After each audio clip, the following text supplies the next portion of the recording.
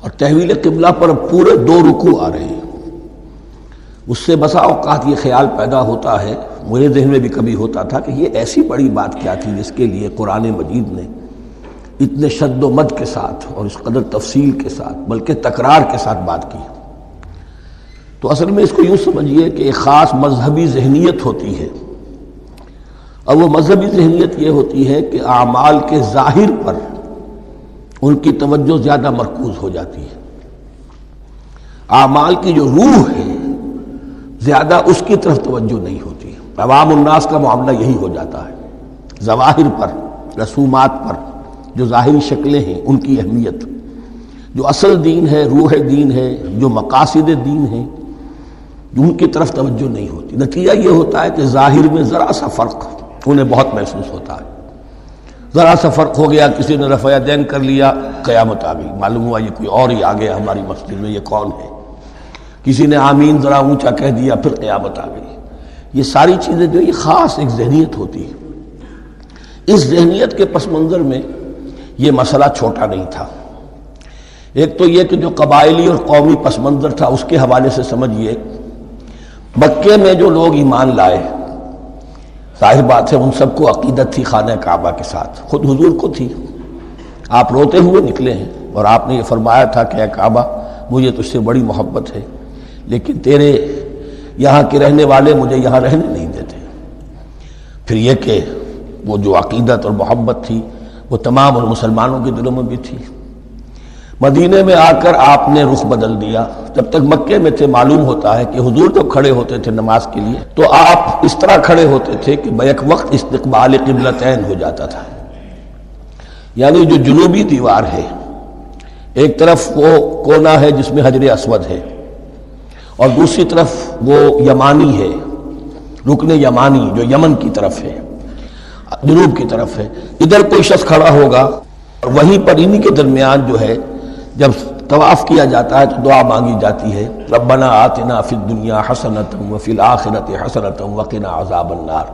باقی پورے طواف میں آپ جو چاہیں دعا مانگے، لیکن یہاں یہ دعا ہے خاص۔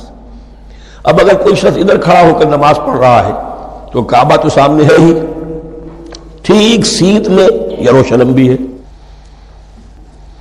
استقبال القبلتین، ایک ہی وقت میں 2 قبلوں کی طرف رخ ہو گیا۔ مدینہ میں آ کر معاملہ بدل گیا، مدینہ درمیان میں ہے، مکہ مکرمہ اس کے جنوب میں ہے اور یروشلم اس کے شمال میں ہے۔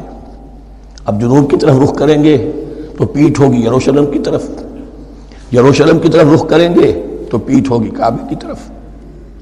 اس میں امتحان ہو گیا ان لوگوں کا جو ایمان لائے تھے کہ آیا وہ محمد الرسول اللہ صلی اللہ علیہ وسلم کے فرمان کی پیروی کرتے ہیں یا اپنی پرانی عقیدتوں اور اپنی پرانی جو روایات ہیں ان کو زیادہ اہمیت دیتے ہیں۔ اللہ کا شکر ہے جو لوگ مکے سے آئے تھے ان کی اتنی تربیت ہو چکی تھی کہ ان میں سے کسی کے لیے کوئی مسئلہ پیدا نہیں ہوا۔ اقبال کا وہ مصرع پھر سنا رہا ہوں، بمصطفیٰ برساں خیش را کے دی ہموست، اگر بہو نہ رسیدی تمام بولا بیست۔ حالانکہ قرآن مجید میں کہیں منقول نہیں ہے کہ اللہ نے حکم دیا تھا، ہو سکتا ہے اللہ نے حضور کو وحی خفی کے ذریعے سے حکم دیا ہو، لیکن وحی جلی میں کہیں نہیں ہے کہ آپ کو حکم دیا گیا ہو کہ اب یروشلم کی طرف رخ کر کے نماز پڑھیے۔ یہ امتحان ہو گیا کہ رسول کا اتباع کتنا کچھ ہے۔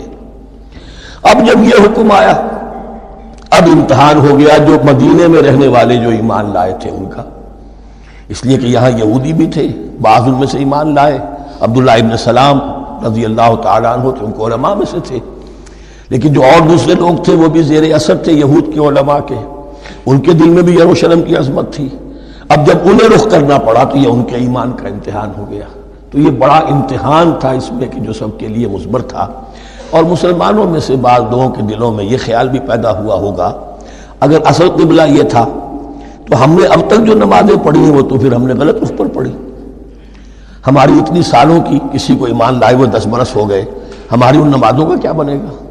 وہ نمازیں ضائع ہو گئیں تو نماز تو ایمان کا رکن رکین ہے، تو بڑی تشویش پیدا ہو گئی۔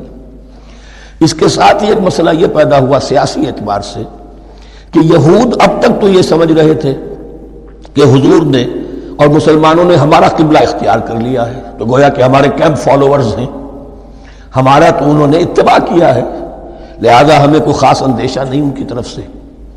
لیکن اب جب قبلہ بدل گیا تو ان کے کان کھڑے ہو گئے کہ یہ تو پھر کوئی نئی اب ملت ہے اور نئی امت کی تشکیل ہو رہی ہے، لہذا ان کی طرف سے مخالفت جو تھی اس کے اندر شدت زیادہ پیدا ہو گئی. یہ سارے مضامین تھے کہ جو یہاں پر زیر بحث آ رہے ہیں.